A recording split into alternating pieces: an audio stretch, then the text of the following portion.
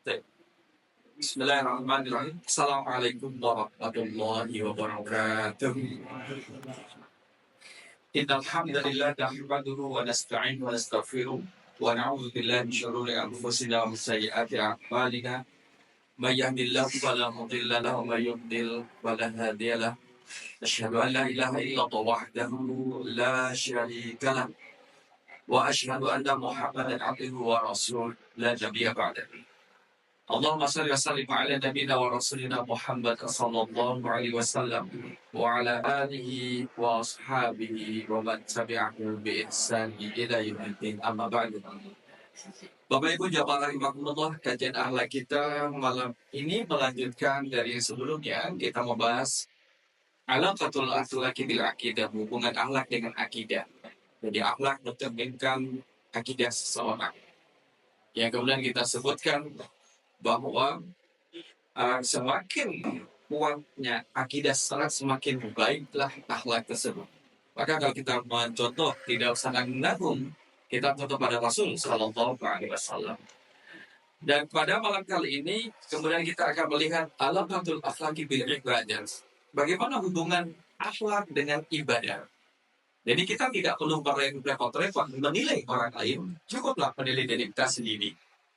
Kalau misalkan orang tua, cukuplah menilai anak sendiri daripada sibuk menilai anak orang lain. Kalau kita seorang anak, cukuplah menilai orang tua sendiri daripada menilai orang tua orang lain. Jadi studinya itu pada kita masing-masing, Bapak Ibu.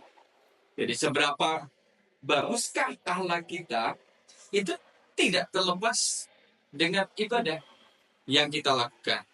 Maka dikatakan adalah wal ibadatu tattasilu ittisalan mubasyiran bil akhlak. Ibadah itu punya hubungan secara langsung dengan akhlak. Sesiapapun dia yang akhlaknya baik, yang ibadahnya baik, akhlaknya adalah akan menjadi baik. Jadi prosesnya pada ibadah, kemudian luarannya itu adalah akhlak. Jadi kita menilai akhlak kita adalah cerminan dari kualitas ibadah kita. Sedangkan kalau kita melihat definisi tentang ibadah kemudian ada yang mahdhah, ada yang ghairu mahdhah. Ibadah adalah perbuatan yang kemudian mendekatkan diri kepada Allah SWT sesuai dengan anjuran Nabi Sallallahu Alaihi Wasallam.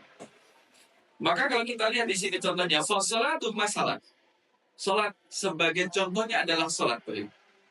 Di sini salatu masalah, sebagaimana salat, la takunu kamilatan maqbulatan illa idza kanat tarjamatu haqiqiyyah li waqil waqanihi. Salat kita dikatakan jadi kurang tepat jika tidak mampu diimplementasikan pada perilaku dan perbuatan keseharian kita.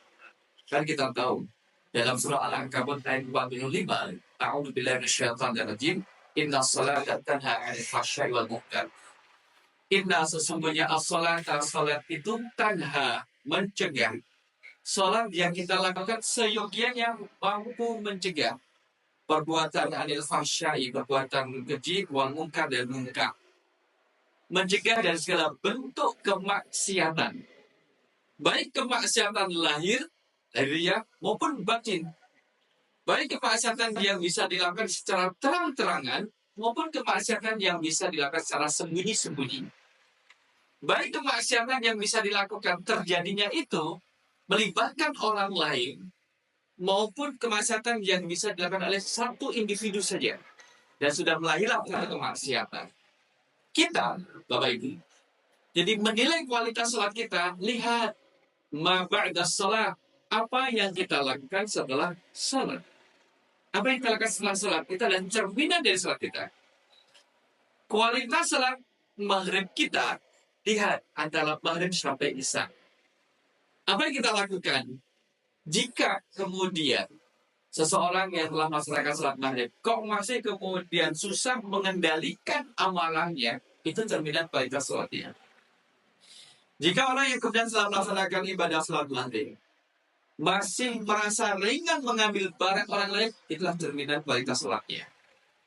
Jika seseorang habis melaksanakan salat maghrib kemudian ada kebaikan kecil tetap dilakukan, kemudian ada peluang untuk beramal soleh dia lakukan. Itulah cerminan kualitas salatnya. Dari perilaku kita, ucapan kita kepada orang lain, tindak tanduk kita di jalan, itu adalah cerminan dari salat kita. Apa yang berarti terjadi setelah kita salat isya nantinya sampai masuk pada waktu salat subuh, itu ada cerminan dari salat kita. Maka di sini menjadi penting, contohnya adalah salat. Tidak mengambil contoh kemudian zakat. Karena zakat bersifat tahunan. Tapi salat ini kemudian paruh waktunya sangat singkat. Dari satu waktu kepada waktu yang lain. Jadi waktunya antara 1, 2, 3 jam atau bahkan kemudian lebih daripada 5 jam. Bahkan isya ke subuh. Disebutkan juga jamaah rahimahullah. Fal musalli al mutafawwid najimu tanhahu salatahu satanhahu salatuhu anis sayyil akhlak. Orang yang sholat dan berhasil, sholatnya adalah sholat yang baik, itu sholat yang mampu mencegah pelakunya, mencegah dirinya dari akhlak yang buruk. Waktu ada dari kebiasaan yang buruk. Wadafa'u ila makarimil akhlak, dan mendorong kita, sholat kita itu mendorong kita untuk berakhlak yang mulia. Ini jamaah rahimahullah. Jadi perilaku baiknya anak-anak kita boleh jadi adalah dari ibadah salat yang dia lakukan. Dia jaga dengan baik, dia jaga dengan betul, dan kemudian dia praktekkan dalam bentuk amal perbuatannya. Maka inna salata tanha 'anil fahsya'i wal munkar. Sesungguhnya salat itu mencegah perbuatan keji dan munkar. Kok masih marah? Nah, itulah cerminannya. Seorang suami misalkan marah pada istrinya, itulah cerminan salatnya. Seorang istri susah di atas sama suaminya, itulah cerminan salatnya. Jadi enak. Dan ini kemudian kita praktikkan pada diri kita. Kok susah ya kalau diajak berbuat baik? Banyak saja alasan. Itulah cerminan kualitas salatnya. Maka nanti kita akan bertemu dengan satu hadis. Awwalu ma yuhasabu minal abdi yaumal qiyamah as-salatu. Dan sekian banyak amalan kita, ya Allah, yang akan disambut pertama kali oleh Allah adalah nanti salatnya. Idza salahatis salatu salaha sa'iru amalihi. Jadi kalau salatnya baik, dikatakan baik adalah sesuai dengan tuntunan Nabi di awal waktu, tidak ada yang bolong-bolong, salaha sa'iru amalihi. Maka kemudian baiklah amal perbuatannya. Wa idza fasadatis salatu fasada sa'iru amalihi. Kalau salatnya rusak, maka perbuatan yang lain juga akan menjadi rusak. Penelitian kecil-kecilan terhadap Gen Z dan Young Millennial. Gen Z adalah anak-anak yang kemudian ya usianya Gen Z itu ternyata masih kemudian disimpulkannya adalah semakin muda usia anak itu semakin bolong-bolong sholatnya. Ya betul. Saya mau mencarikan datanya. Jadi semakin muda usianya, maka sholatnya itu semakin bolong. Ini kita sampaikan di sini hasil dari satu penelitian terkait dengan sholat. Ada persentasenya jamaah rahimahullah. Kita lihat bentar. Saya bukakan datanya di sini. Oke, sudah ketemu datanya. Jadi Gen Z ini surveinya adalah mencakup 38,9% umat muslim di Indonesia yang tunaikan sholat. Gen Z dan younger millennial semakin muda maka semakin bolong-bolong sholatnya. Ini tantangan Bapak, ini tantangan. Karena mungkin dia lebih sibuk lah melakukan perbuatan yang kurang produktif. Mereka yang sholat 5 waktu dan selalu dilaksanakan secara berjamaah mencapai 2% saja. Sholat 5 waktu, lantas itu berjamaah 2%. Sedangkan mereka yang sholat 5 waktu sering berjamaah itu 7,7%. Yang ketiga, mereka yang sholat 5 waktu dan kadang-kadang berjamaah mencapai 29,2%. Ini hanya untuk yang Gen Z, bapak-bapak, ibu-ibu. Tidak untuk yang dewasa ke atas, tidak. Sedangkan yang sholat 5 waktu, sholat 5 waktu, jadi dia sholat 5 waktu, itu 33,8%. yang kadang-kadang sholat 5 waktu, kadang-kadang sholat 5 waktu, berarti kadang-kadang kamu tidak sholat 5 waktu. Itu cukup tinggi, 26,8%. Dan yang tidak pernah sholat 5 waktu, Muslim, Genzi, 0,4%. Jadi ini sudah ditantangkan jamaah Allah. Maka kalau misalkan ada oknum kelitih yang kemudian ditangkap oleh warga, diserahkan pada pihak berwenang, tanya, di sholat isya, sholat apa itu sholat? Sampai telinga itu sholat aja. Kamu muslim, sholat enggak, lah kok bisa? Bapak di rumah enggak sholat kok. Gitu. Ada sandarannya. Maka kita menjadi tanggung jawab kita selaku orang tua. Dulu kemudian sebelum menikah minta diketemukan dengan jodoh, Allah pertemukan dengan jodohnya. Setelah menikah kita minta diberi keturunan, Allah beri keturunan. Sekarang sudah diberi keturunan, kenapa kemudian angkat tangan? Itu tidak mau mendidiknya, hanya bisa membanggakan anak saya yang satu di luar kota, yang kedua di luar negeri. Namanya ketiga di luar apa lagi? Yang ketiga di luar jangkauan, misalkan.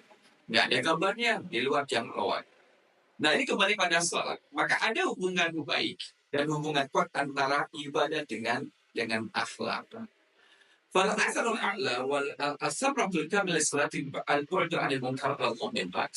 Jadi hal yang kita harapkan dari sholat yang kita kerjakan adalah semakin jauhnya dari kemaksiatan, dari perbuatan mungkar, dosa-dosa baik kecil maupun besar.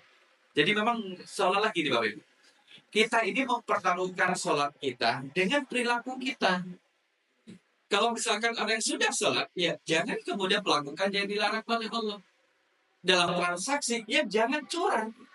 Karena curang itu bukan perilaku orang yang sudah sholat.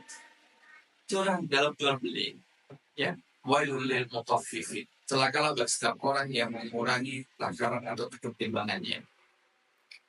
Kalau kita sholat, maka jauhlah. Wailul likulli humazatil lumazah. Celakalah bagi setiap pengumpat dan pencela.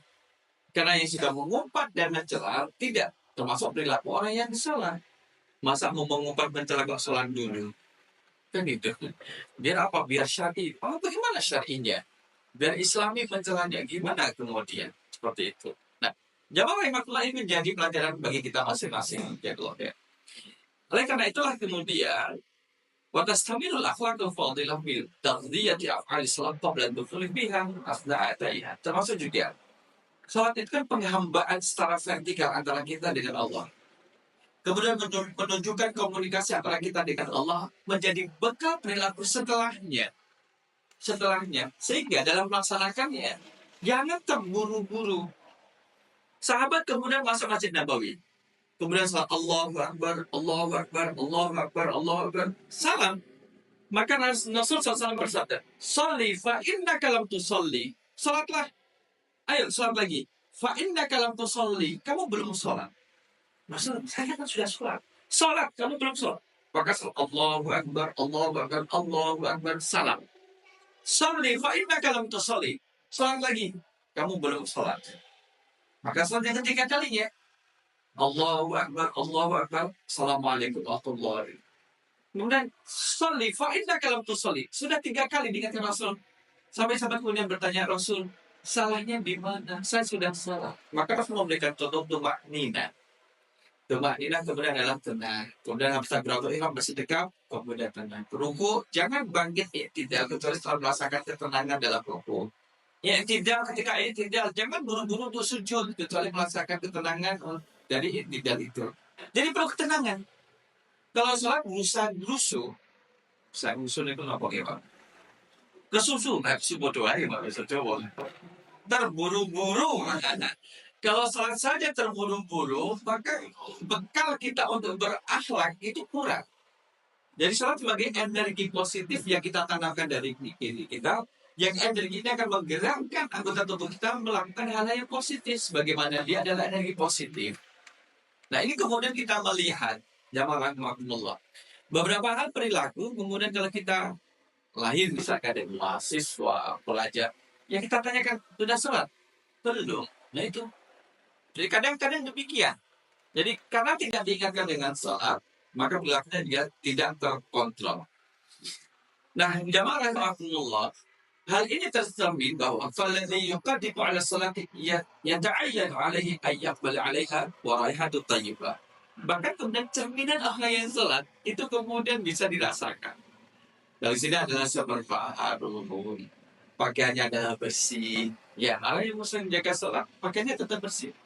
Bukan mewah, bersih. Karena menjadi syarat salat adalah pakaiannya itu bersih dari najis.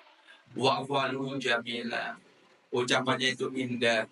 Wa fa'alul latifah, kemudian perilakunya adalah lembut. Wa harokatuhu rafi'at aku, dan perangainya itu kemudian bagus. Waalaikumsalam.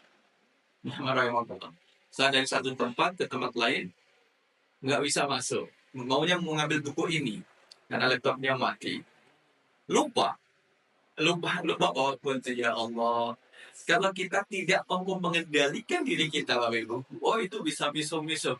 Kenapa tadi tidak mau kunci, kenapa ini? Malah mencari orang yang dikambing hitamkan. Karena kita adalah orang yang mendirikan sholat, kemudian kita lupa. Alhamdulillah, Allah masih ingatkan. Tidak lupa terus-menerus, tapi Allah ingat, ya Allah, kok lupa bawa kuncinya ya? Kok lupa? Ya Alhamdulillah, dinikmati. Maka itulah buah daripada sholat. Ngapain harus miso-miso? Nggak perlu miso-miso. Termasuk juga kalangan generasi muda, Gen Z, younger milenial itu, hindarilah perkataan-perkataan yang kemudian mengarah kepada perkataan yang tidak baik. Miso dengan bahasa komunikasi hewani misalkan, yang bernama hewan, dipleset dan sebagainya. Tidak usah. Nggak usah kemudian merasa gini, teman-teman yang mahasiswa. Kalau tidak ikut perkembangan zaman, kalian akan terdampar atau terlempar dari komunitasnya. Nggak usah takut. Kenapa harus mempertahankan dalam suatu komunitas yang komunikasinya tidak bagus? Memanggil temannya dengan nama yang buruk, dengan nama hewani, dikit-dikit dan sebagainya. Itulah Bapak Ibu. Dan tidak selalu kemudian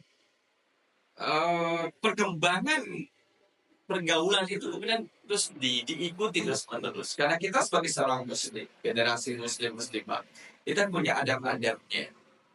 Punya adab dalam berkomunikasi. Maka ada yang billahi wal yawmil akhir wal yawmil khairan alias.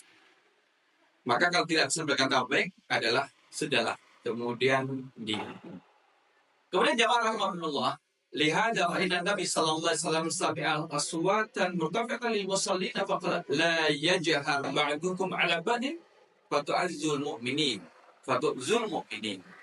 Ketika Rasul mendengar suara orang yang meninggikan suaranya, maka Rasul mengatakan la tajhar, jangan kalian keras, janganlah sebagian dari kalian itu meninggikan suara pada sebagian yang lain yang itu bisa menyakiti kaum mukmin. Yang bahasa kita adalah membentak. Membentak itu kan tidak di Allah, saya kok dibentak-bentak gitu. Mohon maaf, saya masih bisa mendengar, gak usah teriak-teriak ngomong dengan saya, kan gitu. Ditinggikan nadanya dan juga suaranya. Nah inilah hubungan yang pertama yang dicontohkan di sini antara sholat dengan akhlak. Ya warahmatullah. Maka ada dulu di awal Ramadan untuk satu penelitian, anak-anak kecil yang belum balik, jika selalu diajak orang tuanya ke masjid untuk sholat baik fardu maupun sunnah, maka dalam pendidikan akhlaknya lebih mudah daripada anak-anak yang tidak diajak orang tuanya ke masjid. Itu dalam penelitian juga. Jadi ada kaitannya. Dia tahu kapan anak ini kemudian yang ke masjid, dia harus diam. Kapan dia harus ikut dengan orang-orang yang melakukan gerakan dalam sholatnya. Kapan nanti kemudian dia bisa bebas. Kalau bebas gerakan kan setelah selesai salam, dia bebas. Tapi di saat salam, orang tak akan menasihati. Jangan melakukan gerakan yang berbeda dengan imam. Dijelaskan. Yang di depan itu adalah imam. Kita adalah makmum. Hari pertama. Hari kedua dijelaskan lagi. Kalau takbiratul ihram yang benar. Ada pembelajarannya. Jadi semakin anak diajak oleh orang tuanya ke masjid setelah berjamaah, maka pembelajaran lebih banyak diterima oleh sang anak. Nah ini kemudian Bapak Ibu menjadi panutan bagi kita dalam mendidik sang anak itu. Nah, kalau anaknya masih belum balik, kalau sudah balik, insya Allah sejak kecil kalau belum balik sudah diajak ke masjid, kalau sudah balik menjadi hal yang ringan untuk mengingatkan, gantian boncengin orang tuanya. Wa syuri'ati zakatu tuhratan lil muzakki minadz dzunubi wal asam. Termasuk juga disyariatkan zakat kalau itu untuk membersihkan muzaki, orang yang berzakat dari dosa, dan kemudian dosa-dosa itu ihsasan bil fuqara.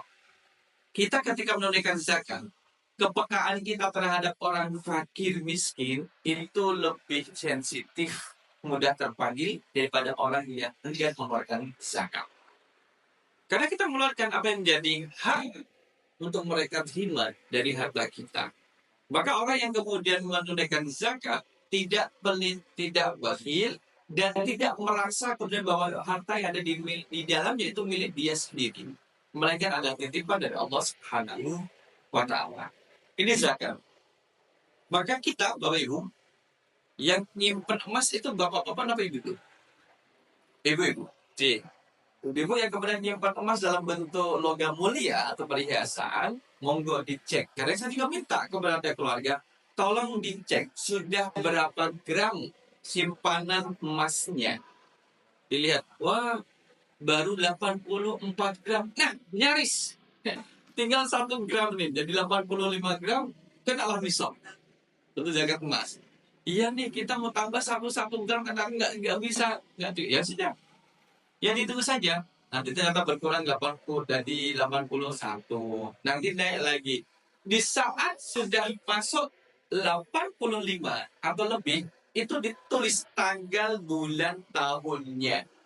Dan dimonitoring. Kalau sudah dimonitoring, bertahan sampai kapan? 10 bulan masih bertahan di atas nisab. 11 bulan di atas nisab. Alhamdulillah, 1 tahun, Pak. Kita sudah 1 tahun di atas nisab 85 gram. Alhamdulillah, Bu, akhirnya kita bisa zakat. Loh, senangnya demikian. Bisa zakat itu mengatakan, Alhamdulillah ya Allah, kami bisa zakat. Berapa, Bu, emasnya? 87, Pak. Alhamdulillah, meskipun di atas nisab kecil. Dan kali 2,5 gram, kemudian dikeluarkan zakatnya. Oh, nanti berkurang. Nggak apa-apa berkurang, itu aja berkurang. Maka Allah akan tambah dengan yang lebih baik. Berdoanya, ya Allah, semoga tahun depan kami lebih besar, lebih banyak zakatnya ya Allah. Ya itu. Bapak Ibu kalau disuruh milih zakatnya sedikit atau milih yang zakatnya banyak. Ini bapak-bapak pilih pun Pak. Yang banyak, oke. Dihitung ya. Ashabul Amud. Ashabul Amud adalah para pemilik tiang yang duduk di samping-samping tiang, namanya Ashabul Amud.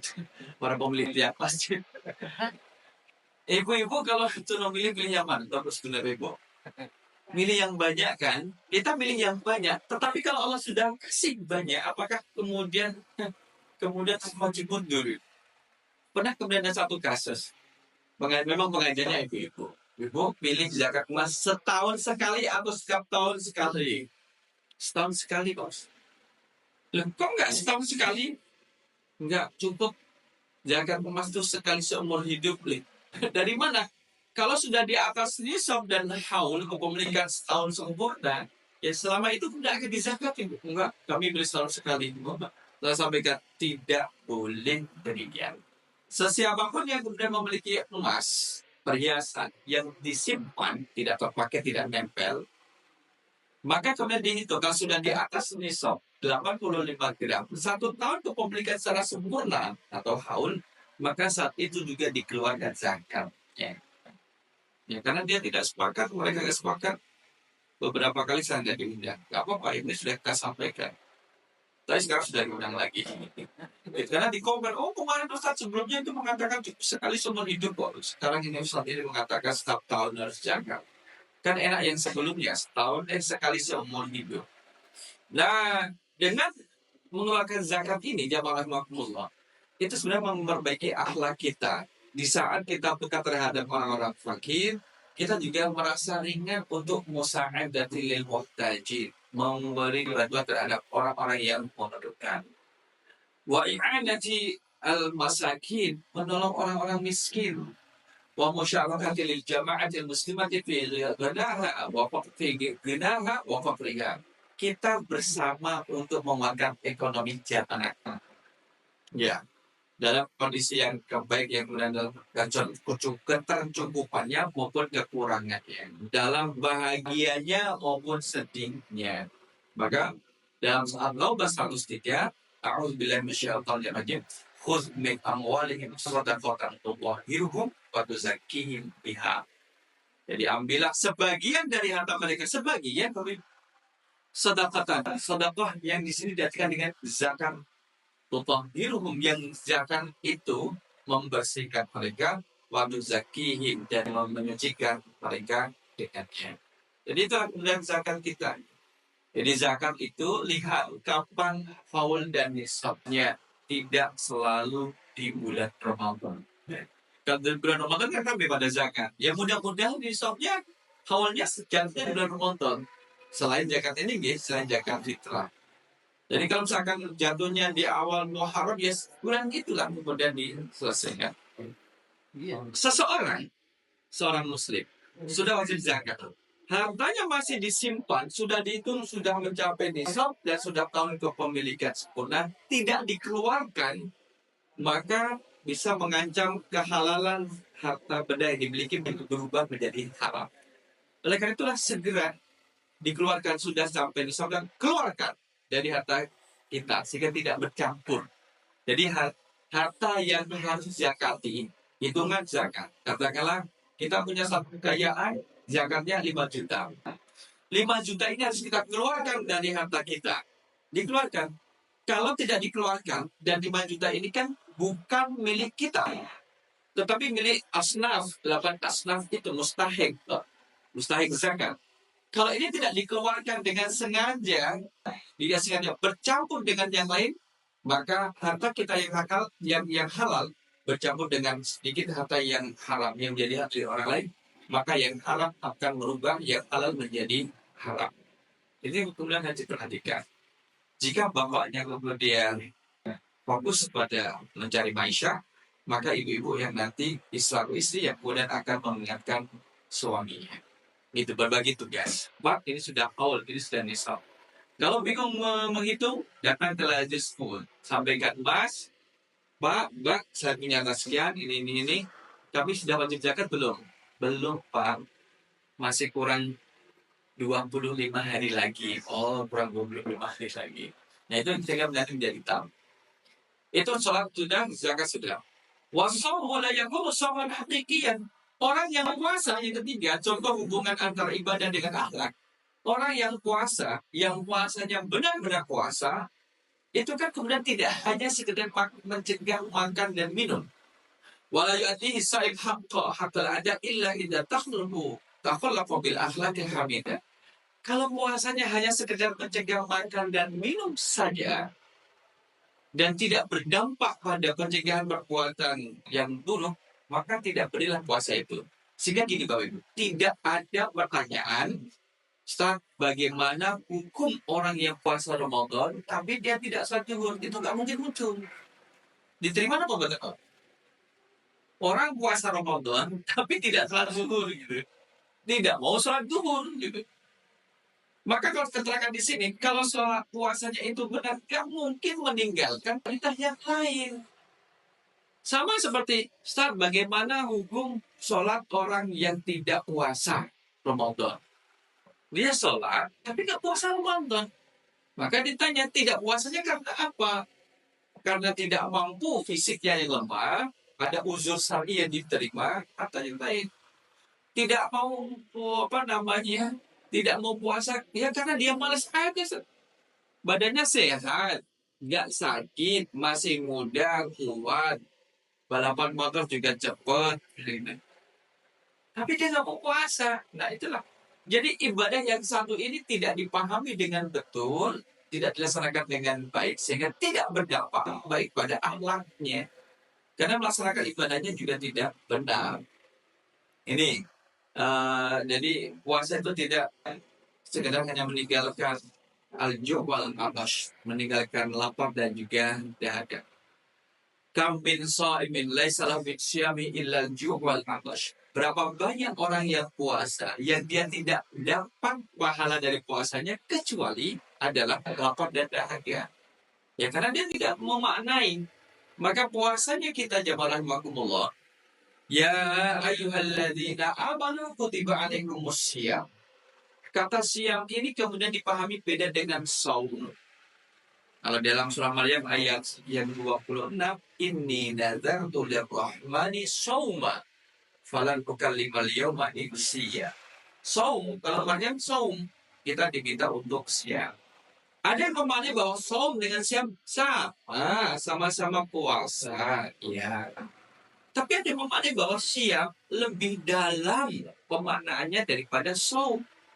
Orang yang siap tentunya adalah saum, orang yang saum belum tentu siap dalam perbedaannya. Lantas di mana?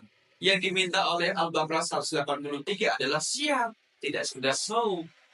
Kalau orang yang saum adalah menahan diri dari yang membatalkan puasa. Makan, minum, hubungan suami istri di saat sedang berpuasa di siang hari atau waktu berpuasa. Siang di samping meninggalkan yang membatalkan puasa, termasuk juga meninggalkan perbuatan-perbuatan yang tidak membatalkan puasa, tapi mengurangi kesempurnaan pahala puasa. Malam yadal qala zuri wal amala bihi, falaysa lillahi hajatun ayyada'a ta'aman wa syaraba. Man lam yada, sesiapa orang yang tidak meninggalkan qala zuri, perkataan dusta. Walau amal lebih, justru mengamalkan dusta itu. Berbohong, Bapak Ibu. Membatalkan puasa tidak? Batal apa batal? Bohong. Bohong, ngapusing, gedebus, dusta. Batal apa batal? Tidak membatalkan puasa. Berbohong. Nah, bohong itu tidak membatalkan puasa, tapi kemudian Allah tidak butuh terhadap puasa orang yang berbohong. Itulah. Falaisa lillahi hajatun. Allah nggak punya kebutuhan fi ayyadha ta'ama wa syarabahu. Usaha dia meninggalkan makan minum. Yuk bubur, ayo bubur gitu. Nggak buburin, ayo gitu. Kamu pas puasa nih. Lihat nih, bibir saya nih masih udah kering-kering nih. Nih lihat nih, abang bau mulut saya. Gimana mau dilihat bau mulutnya? Ini jentil orang berpuasa. Jadi asyam itu meninggalkan perbuatan yang sekalipun tidak membatalkan puasa, tapi bisa mengurangi puasa itu. Seperti berdusta. Jadi sampai gini Bapak Ibu. Siam itu memang betul-betul tidak, siam maknanya adalah mencegah, menahan. Tidak hanya menahan dari yang membatalkan, tapi benar-benar dari segala bentuk perilaku yang memang termasuk indikasi dosa kecil. Dosa kecil saja dijaga, tidak dilakukan, dijauhi, apalagi dosa besar. Nah, inilah kemudian ajaran dari puasa. Betul-betul Allah itu menerima ibadah kita yang baik dan betul-betul baik. Innallaha thayyibun la yaqbalu illa thayyiban. Allah itu baik dan tidak akan menerima amal ibadah kecuali yang baik. Ya ayyuhalladzina amanu kutiba alaikumus syiyam kama kutiba alal ladzina min qablikum la'allakum tattaqun. Di sini kata beriman, wahai orang-orang yang beriman, maka seruan pada orang yang beriman. Kenapa bukan ya ayyuhalladzina aslamu gitu Bapak Ibu? Ini biasanya nanti jadi ceramah Ramadan. Sampai-sampai tampil ada yang menulis surat permohonan ceramah kepada ustadznya. Mohon ceramah tidak menyampaikan surat Al-Baqarah 183. Nanti jangan-jangan ceramah terakhir dari malam pertama sampai malam terakhir Al-Baqarah 183. Ya bukan belengar. Nah, itu lagi. Kan masih banyak yang harus dikaji dan disampaikan. Kaitan orang beriman, puasa, dan takwa. Berat. Orang yang beriman, kemudian ketika ada perintah, tidak nawar-nawar. Kalau puasa setengah hari bagaimana? Dan saya minum biar buat puasa seterusnya? Tidak. Orang yang kemudian beriman melaksanakan siang puasa dengan baik benar, maka la'allakum tattaqun insya Allah bisa diraih. Allah menggunakan kata la'alla. La'alla itu mengharapkan sesuatu yang mungkin bisa terjadi atau terwujud dan sebaliknya. mungkin tidak terwujud. Itu menggunakan Allah. Bisa iya, bisa tidak. Orang beriman kemudian dia puasa, bisa jadi bertakwa, bisa jadi tidak. Kalau tidak menjadi orang bertakwa, ya karena tadi seperti berbohong. Padahal kalau Rasul pernah menyebutkan dalam hadisnya, ketika ditanya sahabat Rasul, mungkin nggak seorang mukmin itu kemudian dia penakut gitu, pengecut? Mungkin. Sekalipun penakut pengecut bukan sifat yang baik, tapi tidak menghilangkan keimanannya. Rasul mungkin nggak seorang mukmin itu pelit? Mungkin atau tidak Bapak Ibu? Mukmin tapi pelit. Mungkin. Pelit bukan sifat yang baik, tapi kalau ada seperti itu tidak menghilangkan keimanannya. Rasul mungkin nggak seorang mukmin itu berbohong? Tidak. Seorang mukmin tidak berbohong. Kenapa? Di saat dia berbohong bukan mukmin, melainkan munafik. Karena itu kita ngajak pada diri sendiri Allah. Ya. Jadi ingat kalau misalkan di tengah jalan raya ada razia, lawan siapa? SIM-nya, ya Allah ya Rabbi, lupa bawa SIM. Punya SIM? Punya Pak, alhamdulillah punya. Hari itu buat bayar 700 udah. Bayar 700. Banyak banget tuh ya. Benar Pak punya. Punya Pak, wallahi punya. Tapi dia tidak punya, cuma berbohong saja. Nah, gitu. Yang penting kan kemudian dia lepas dari tangannya itu. Nah inilah kemudian kita yang harus kita hindari. Maka seorang yang berpuasa tidak yafus berkata yang kotor, yang strong, kemudian yang Bainsa bahwa akan kalau pada ini soal bahkan kalau di apa namanya di di apa ditantang yang sudah mengatakan ini soal imun ya.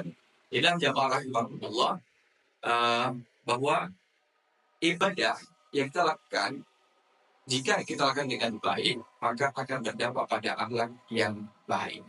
Ini nasihat untuk saya khususnya dan untuk kita semua yang hadir dan menyaksikan kesempatan kali ini.